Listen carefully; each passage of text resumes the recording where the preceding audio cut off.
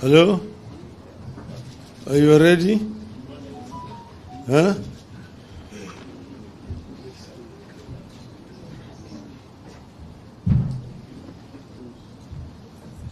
Are you ready now? Okay, gentlemen, I see no lady there. Huh? Oh, she's not yet ready. Are you ready? Okay. We have a statement that is going to be read on our behalf by Honorable Eugene Wamalwa. Karibu.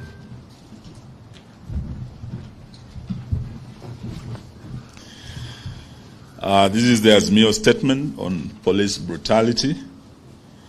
Today, Kenyans woke up to the reality of state-sanctioned execution, injuries, and even theft by police on Kenyans who exercise their constitutional protected rights to protest, to picket, to assemble, and to present petitions. Across the country, families are mourning and preparing to bury their loved ones who are victims of murderous police officers. Many families are in hospitals, nursing loved ones who are injured by police.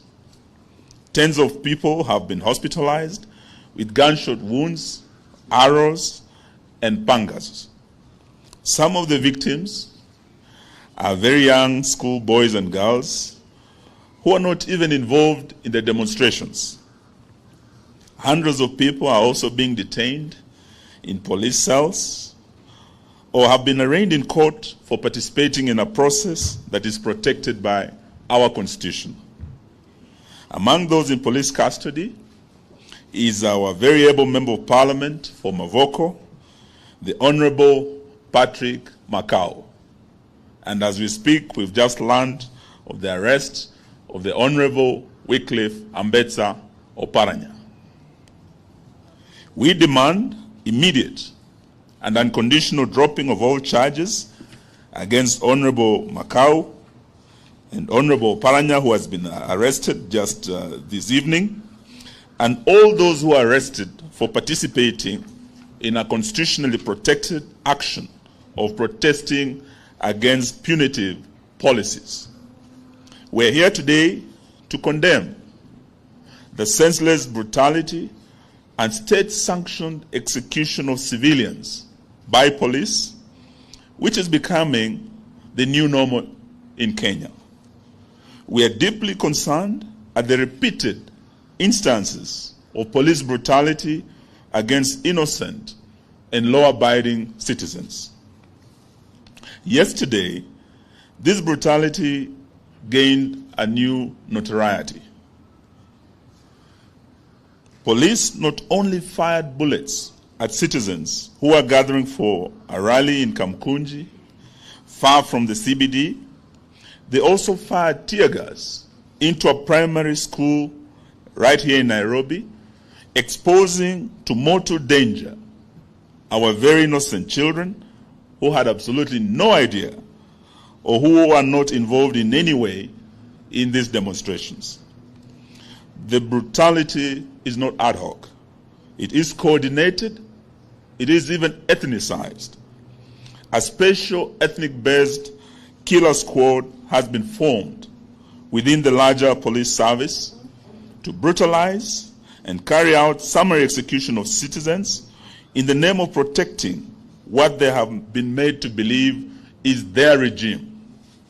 This squad is taking instructions from an equally ethnic-based command structure that operates outside the official channels of the police service.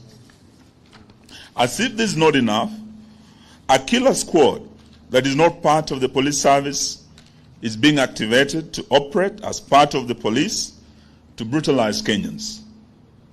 This squad was in its true element yesterday. They were firing at protesters from unmarked vehicles that we know belong to the police in places like Mlolongo and Kitengela. There were murders, injuries, arrests in as diverse places, including Machakos, Kisumu, Kisii, Busia, Wote, Emali, Meru, and Kilifi, among others. We're in the process of compiling complete data from across the nation on the victims of this operation, and we'll share the same with the country in due course. These acts of brutality are running side by side with politically supported acts of ethnic profiling in parts of the country where ethnic-based militias are being formed and facilitated to attack other communities with crude weapons with the support of the state. It is happening right now in parts of Nyanza, along the Kisii-Kericho and Kisumu-Kericho borders. It is happening here in Nairobi too. Someone is working on a script of ethnic profiling, antagonism, and murder, much similar to what happened here in 1991, 1992, 1997, in the infamous tribal clashes, and also in the 2007-2008 period. The world has known of the butcher of Cambodia. This was before other butchers. Today, it will appear there is a butcher of Kenya in the making. We call on Kenyans to refuse to be intimidated in their own country.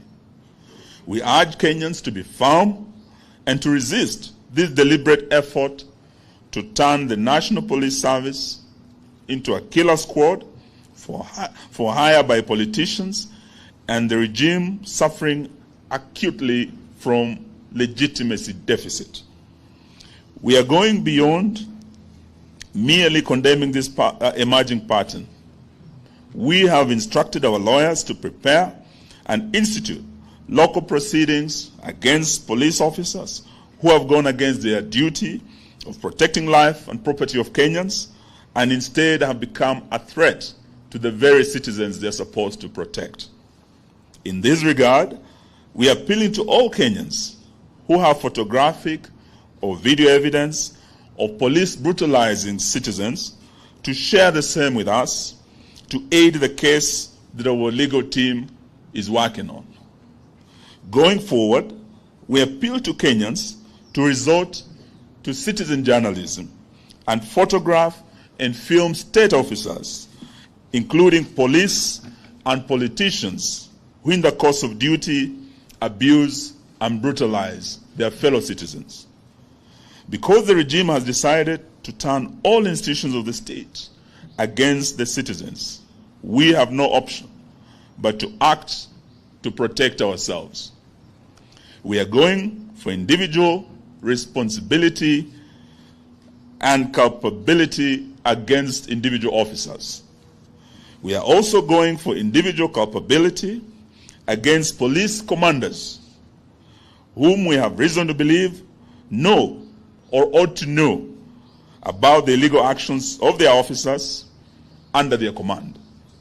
We stand in solidarity with victims of this police brutality and their families. We will be visiting from tomorrow, and we will offer support to offset costs and help lessen the burden on the families. We have made a decision to observe 5 days of mourning in solidarity with the victims and their families, during which we'll try our level best to mobilize support to help lessen the burden on the families of the victims. But we are not giving up in our quest to force William Ruto to lower the cost of living, to commit the audit of the 2022 elections, to bipartisan reconstitution of the IEBC, and respect for political parties, including the Jubilee Party. And this afternoon we are pleased to learn of the High Court intervention where orders have been issued, and the legitimate Secretary General of Jubilee, the Honorable Jeremiah Kioni, is here with us, We'll give him a minute to share the good news with us. Consequently, we announce that our protests will resume on Wednesday, 19th July 2023. In the meantime, we proceed with the collection of signatures against Ruto on both digital and manual platforms. We notice the Communication Authority has joined the war against Kenyans by trying to cripple our digital signature collection platform. But we will fight and soldier on while we put CA on notice. We know that the KK regime has panicked and they are trying to block this process. There is no looking back. There is no turning back. We see you on Wednesday. Honorable Jeremiah Kioni, please deliver the good news on Jubilee. Thank you.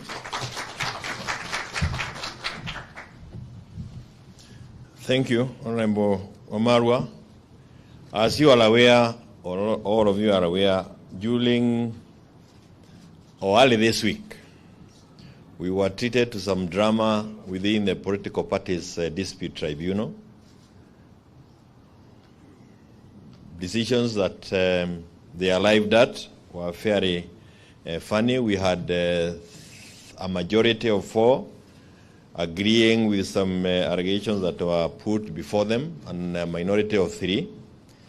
But 3 things I want to say. One, that in the history of the tribunal, we have not seen a split decision.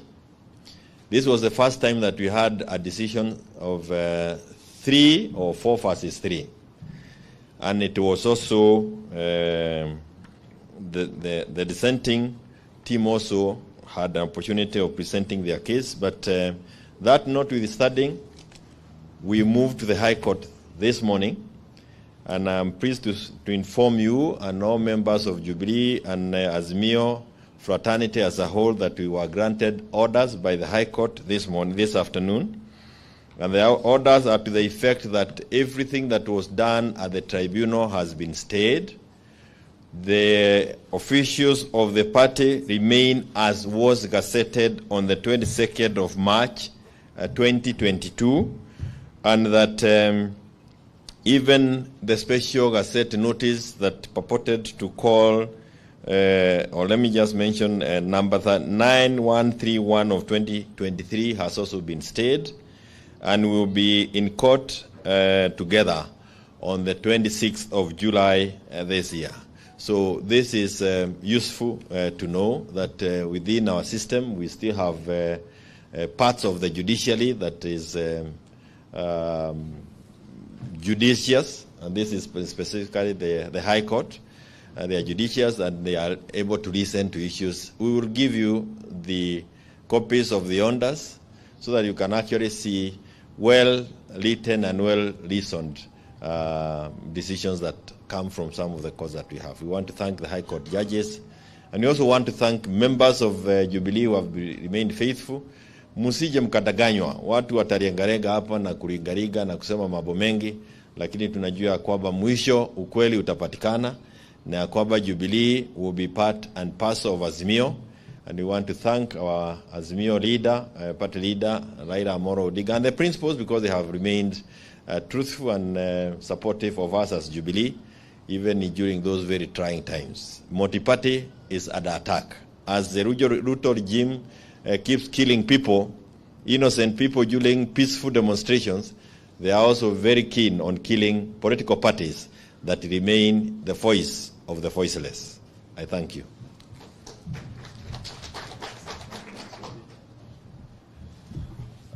Thank you very much. I think before we conclude, we know that there have been some Kenya Kwanza people mourning louder than the bereaved.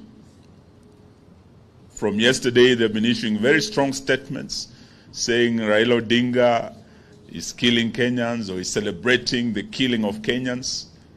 But Raila Odinga has been fighting for Kenyans. Those who have killed innocent Kenyans that we said in our statements are Ruto's officers. They're officers armed with ammunition and guns, gunshot wounds. are the cause of death that we have seen in many of the parts of this country. And we want to invite our leader to come and speak to the nation. Karibu Mheshimiwa.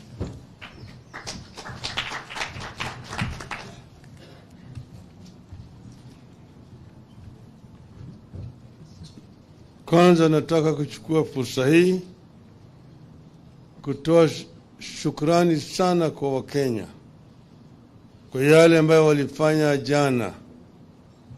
Wakenya walijitokeza katika pembe zote za nchi yetu, wazee, vijana, wakina mama, wote walijitokeza kuonyesha kutokuwa na imani yao na serikali dhalimu ambayo inawanyanyasa. Na vile sisi tuliwaagiza, Wakenya walijitokeza kwa njia ya amani. Hakukuwa na fujo.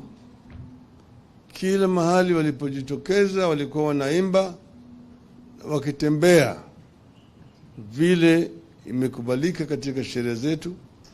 Wakenya wana haki na uhuru ya kufanya maandamano, ya kukutana pamoja, na vile vile kupeleka kumbukumbu.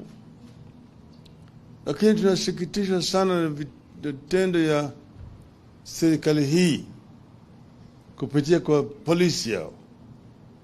Tuliona polisi jambazi ambayo walikuwa maamrishwa kujitokeza kama maadui ya Wakenya.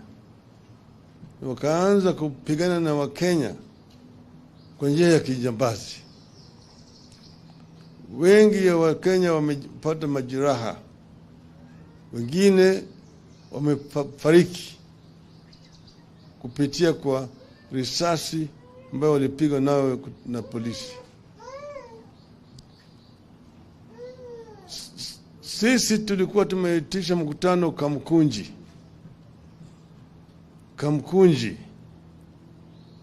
Pale Kamkunji, kuanja Kamkunji hakuna biashara yoyote. Kwa hivyo hakuna mtu ambaye aliharibu bidhaa au biashara ya mtu yoyote. Lakini tuliona kwa runinga askari polisi wakipiga risasi kwa umati ambayo ilikuwa mikutana pale Kamkunji. Wanasema ati Azimio wanaharibu biashara ya watu. Kule Kamkunji biashara ya nani ambayo ilikuwa inaharibika huko? Kukuta askari ya polisi akipiga risasi kwa umati ambayo imekusanyika kule kwa njia ya amani. Hiyo shabaha yao ilikuwa kuleta majeraha au kuwa Wakenya kiholela.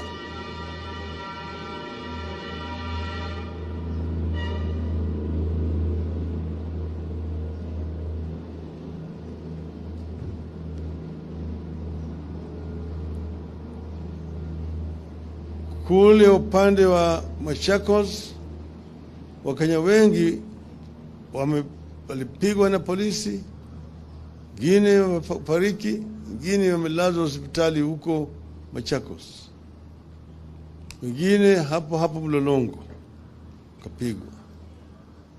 Upande ile ya Meru na Embu walikuwa wanafukuza watu wetu na wakitupa ile gasi ya machozi. Upande ya Busia, Mheshimiwa Paranya alipigwa na mawe na majambazi wengine ambao walikuwa wamekodishwa na serikali. Kule upande wa Sondu, wale vijana majangili ambao walikuwa wamepewa wako na mishale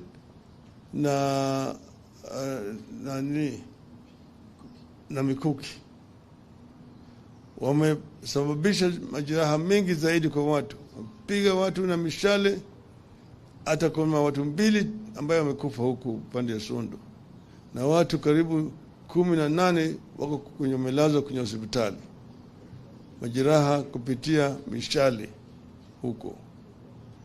Tunaona mwanzo ya yale bila ya kijambazi ilikuwa inaitwa ethnic clashes ikirudi, na hiyo inaletwa na hii serikali bandia. Tumeona vitisho mingi zaidi, vile wanavyoongea unatisha sisi, watu watashikwa, wanataka kuharibu uchumi na kadhalika. Sisi tumesema wazi ya kwamba sisi tutafanya kila kitu kutumia sheria. Hakuna maovu tumefanya, na wakiona kama wanasema tumefanya maovu, tumekiuka sheria, tuko tayari kushikwa na kupelekwa mahakamani. Hakuna mtu Kenya hii ambaye iko juu ya sheria. Lakini hata Bwana Ruto wenyewe ajue ya kwamba yeye vile vile sio juu ya sheria. Anatisha watu kusema ngoja mtaona. Kama unataka kuua sisi sema tata wewe vile vile utakufa tu. Hakuna mtu ambaye anakufa kifo. Lakini Wakenya wanatetea haki yao. Wakenya wana hasira kwa sababu ya haki yao ambayo imetishwa, haki yao ambayo imekanyagwa na hii serikali haramu.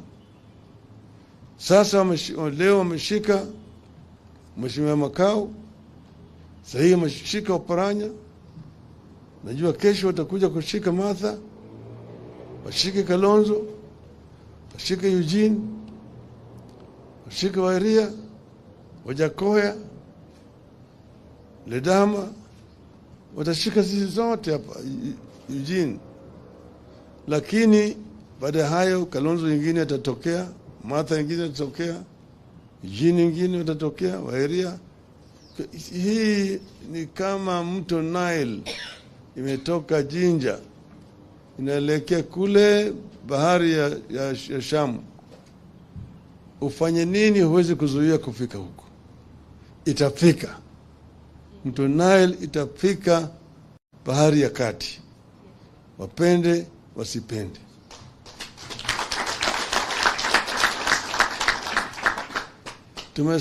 Tumetangaza siku 5 ya maombolezi kwa wale watu wetu ambayo wamekufa na wale ambao wamepata majeraha. Kwa hivyo siku 5 hizo hakuna chochote kitafanyika. Lakini tumesema Jumatano ijao tena Kenya yote watajumuika. Kutakuwa na Kamkunji nyingine Jumatano ijayo. Wapende wasipende. Asanteni sana.